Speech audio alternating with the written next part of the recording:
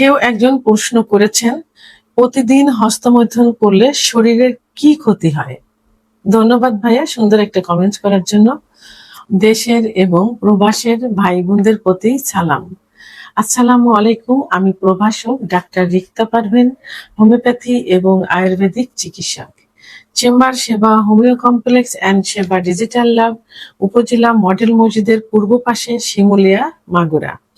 আজকে খুব গুরুত্বপূর্ণ একটা বিষয় নিয়ে আলোচনা করব, যে বিষয়টি অনেকে কমেন্ট করেছেন, জানতে চেয়েছেন। অনেকেই কিন্তু এই প্রশ্নটা করে থাকেন যে হস্তমৈথুন করলে কি শরীরের কোনো ক্ষতি হয়, বা দিনে কতবার হস্তমৈথুন করা যায়, মাসে কতবার হস্তমৈথুন করা যায়, এটা কিন্তু অনেকেই প্রশ্ন করে থাকেন। তো আজকের এই ভাইয়ের প্রশ্নের পরিপ্রেক্ষিতে আমি সবার প্রশ্নের অ্যান্সার করছি যে আসলে হস্তমৈথুন করলে কি হয়। হস্তমৈথুন মানে নিজের যৌনাঙ্গে উত্তেজনা সৃষ্টি করে বীর্যপাত ঘটানো। নিজের যৌনাঙ্গে উত্তেজনা সৃষ্টি করে বীর্যপাত ঘটানো, এটা একটি স্বাভাবিক প্রক্রিয়া, অর্থাৎ স্বাভাবিক শরীরবৃত্ত প্রক্রিয়া। কিন্তু অতিরিক্ত করলে শরীরে কিছু বাস্তব শারীরিক ও মানসিক ক্ষতি হতে পারে। নিচে আমি বৈজ্ঞানিক এবং মেডিকেলের দিক থেকে কি ক্ষতি হতে পারে সে বিষয়ে আলোচনা করব বা করলাম। তো এখন হস্তমৈথুন, প্রথমে বলবো যে হস্তমৈথুন ইসলামের দৃষ্টিতে কিন্তু সম্পূর্ণ নিষিদ্ধ, কবিরা গুনাহ। তারপরেও কিন্তু অনেকেই হস্তমৈথুন করে। তো পারিবারিক শিক্ষা যদি পাওয়া যায় এবং নিজেরা যদি একটু সচেতন হওয়া যায়, তাহলে কিন্তু এর থেকে দূরে সরে আসা যায়। কারণ হস্তমৈথুন থেকেই কিন্তু যৌন অক্ষমতা সব থেকে বেশি আসে, যদি সেটা নেশায় পরিণত হয়ে যায়। তো এখন মেডিকেল এবং বৈজ্ঞানিক দিক থেকে কি কি সমস্যায় আমি একে একে বলার চেষ্টা করব। প্রথমে সেটা হলো স্নায়বিক প্রভাব, অর্থাৎ অতিরিক্ত হস্তমৈথুন করলে মস্তিষ্কে ডোপামিন এবং সেরোটোনিনের ভারসাম্য নষ্ট হয়ে যায়। মস্তিষ্কের ভিতর যে ডোপামিন এবং সেরোটোনিন হরমোন আছে, এর ভারসাম্য নষ্ট হয়ে যায়। তখন ধীরে ধীরে মনোযোগ শক্তি কিন্তু লোপ পেয়ে যায় এবং একটা সময় এসে স্নায়বিক দুর্বলতা হয়ে যায় এবং মেজাজ সবসময় খিটমিটে স্বভাবের থেকে যায়। কারণ শরীরে হরমোনটাই মেন, হরমোনটাই কিন্তু শরীর সতেজ রাখে, মনকে শান্ত রাখে এবং প্রফুল্ল রাখে। তাহলে স্নায়বিক প্রভাব কি হয় বললাম। অন্য সেটা হলো শারীরিক দুর্বলতা। অতিরিক্ত হস্তমৈথুন করলে, বারবার যদি হস্তমৈথুন করা যায়, তাহলে শরীরে কিছু জিঙ্ক থাকে, প্রোটিন থাকে এবং ভিটামিন বি কমপ্লেক্স সেটা কিন্তু হারিয়ে যায় যখন বারবার এবং অতিরিক্ত হস্তমৈথুন করা হয়। চোখের নিচে কালো দাগ পড়ে যায় এবং মাথা ঘোরে, ওজন ধীরে ধীরে কমে যায় ইত্যাদি লক্ষণগুলো দেখা যায়। যৌন দুর্বলতা চলে আসে, অর্থাৎ হস্তমৈথুন করলে লিঙ্গের ভিতর যে শিরাগুলো থাকে, সেই শিরাগুলো সংকুচিত হয়ে যায়। যখন সেক্সের ইচ্ছা হয় তখন টোটাল বডিতে কিন্তু রক্ত চলাচল করে, বিশেষ করে হাড়ের থেকে লিঙ্গের ভিতর, তখন লিঙ্গ দাঁড়িয়ে যায়। তো এখন যখন হস্তমৈথুন নিয়মিত করা হয়, তাহলে যে শিরাগুলো থাকে এই শিরাগুলো সংকুচিত হয়ে যায়, যার কারণে ভিতর দিয়ে রক্ত চলাচল করতে পারে না। এটা আস্তে আস্তে শিরাগুলো দুর্বল হয়ে যায়, অর্থাৎ ইরেকটাল ডিসফাংশন, অর্থাৎ উত্থানজনিত সমস্যা, সহবাসের ইচ্ছা কমে যায় এবং সহবাসের সময় কমে যায়, অর্থাৎ সহবাসে কোনো আগ্রহ থাকে না, ধীরে ধীরে ইম্পর্টেন্স বা ধ্বজভঙ্গে পরিণত হয়। হরমোনাল ভারসাম্য, বীর্যপাতের সময় টেস্টোস্টেরন হরমোন বৃদ্ধি পায়।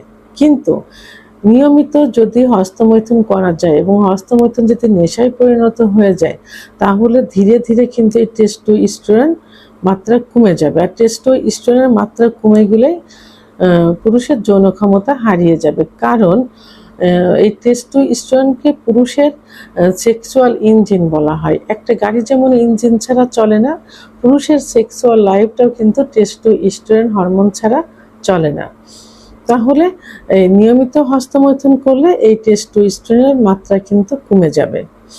মানসিক প্রভাব, মনের উপরে যে প্রভাব পড়ে যায় সেটা অ্যাংজাইটি বেড়ে যায়, ঘুমের অভাব দেখা যায়, কাজকর্মে আনন্দ থাকে না, আত্মবিশ্বাস কমে যায়, অর্থাৎ নিজের প্রতি কোনো আত্মবিশ্বাস থাকে না। তো ঘুম এবং মনোযোগের উপর প্রভাব, ডোপামিন রিলিজ হয়ে ঘুমের প্যাটার্ন নষ্ট করে দেয়। তো অতিরিক্ত হস্তমৈথুন করলে ঘুম এবং মনোযোগের অভাব দেখা যায়, সবসময় একটা আনমনে একটা ভাব থেকে যায় শরীরের ভিতরে। মূত্রনালী এবং প্রোস্টেটের সমস্যা দেখা যায়, যেটাকে বলে যে প্রোস্টেট গ্ল্যান্ড বেড়ে যাওয়া, অর্থাৎ ইনলাস প্রোস্টেট, কারণ প্রোস্টেট গ্ল্যান্ডেই কিন্তু হরমোন নিঃসৃত হয়। তাহলে অতিরিক্ত হস্তমৈথুন করলে মূত্রনালী এবং প্রোস্টেটের সমস্যা দেখা যায়। সামাজিক এবং আচরণগত কিছু প্রভাব পড়ে। সামাজিকভাবে সে হেয় প্রতিপন্ন হয় যখন সে নিয়মিত হস্তমৈথুনে লিপ্ত হয়। সেটা কিন্তু একটা সময় জানাজানি হয়ে যায়, অনেকে তাদের ঘৃণার চোখে দেখে এবং তাদের আচরণ, তাদের চলাফেরা একটু পরিবর্তন হয়ে যায়। এটা কি হয়, দেখা যায় তারা একটা পার্সোনাল একটা সময় খুঁজতে থাকে, অধিকাংশ সময় তারা রুমের ভিতরে থাকতে চায়, তারা লোকের থেকে আড়ালে থাকতে চায়, একা একা থাকতে চায়। তার এই হস্তমৈথুন যখন নেশায় পরিণত হয়ে যায় তখন এটা হয়, এবং তারা অতিরিক্ত পর্নোগ্রাফিতে আসক্ত হয়ে যায়, কারণ ওই পর্নোগ্রাফি দেখে এবং হস্তমৈথুনে তারা প্রতি আগ্রহ চলে আসে। এই পর্নোগ্রাফি এবং হস্তমৈথুন তখন তাদের সঙ্গে অঙ্গাঙ্গিভাবে জড়িত হয়ে যায়। তবে সীমিত পরিমাণ যদি হস্তমৈথুন করা যায় এবং যদি নেশায় পরিণত না করা যায়, এর জন্য যে আলাদা সময় বেছে নিতে হবে, এটা যেন না হয়।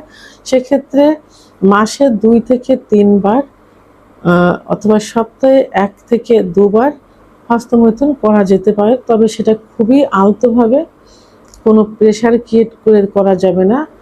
অলিভ অয়েল, তেল অথবা কোনো জেল অথবা অ্যালোভেরা জেল এগুলো ব্যবহার করে আলতোভাবে যদি করা যায় তাহলে মাসে, সেটা আমি কিন্তু বলেছি মাসে 1 থেকে 2 থেকে 3 বার, সপ্তাহে 1 থেকে 2 বার। তবে যখনই প্রেশার ক্রিয়েট করবেন তখনই কিন্তু ক্ষতি হবে। তো এখন এই অতিরিক্ত হস্তমৈথুন থেকে দূরে সরে আসার পর এবং অথবা হস্তমৈথুন করার কারণে যে দুর্বলতা চলে আসে, এটা থেকে বেরিয়ে আসার জন্য, স্বাভাবিক অবস্থায় আসার জন্য কি করতে হবে? প্রথমেই বলবো ধর্মীয় অনুশাসনগুলো মেনে চলতে হবে। যদি মুসলমান হয়ে থাকে 5 ওয়াক্ত নামাজ পড়ার চেষ্টা করতে হবে, রোজা রাখতে হবে এবং পাক পবিত্র অবস্থায় থাকতে হবে। রাত্রে ঘুমানোর আগে দোয়া দরুদ পাঠ করতে হবে। যদি অন্য ধর্মের হয়ে থাকেন তারা তাদের নিজস্ব ধর্মাবলী অর্থাৎ ধর্মের নিয়মকানুনগুলো মেনে চলবেন। আর পুষ্টিকর খাবার খেতে হবে, নিয়মিত ব্যায়াম করতে হবে, সকালে রোদে দাঁড়াতে হবে, এবং আগেই বলেছি নামাজে মনোযোগী হতে হবে, পর্নোগ্রাফি দেখা থেকে দূরে থাকতে হবে, পর্যাপ্ত ঘুমোতে হবে, দুশ্চিন্তা মুক্ত থাকতে হবে। ভিডিওটি সম্পর্কে যদি কোনো মতামত থেকে থাকে অবশ্যই কমেন্টের মাধ্যমে জানাবেন। আর ভিডিওটি ভালো লাগলে লাইক, কমেন্ট, সাবস্ক্রাইব করে আমার সঙ্গে থাকুন। আল্লাহ হাফেজ।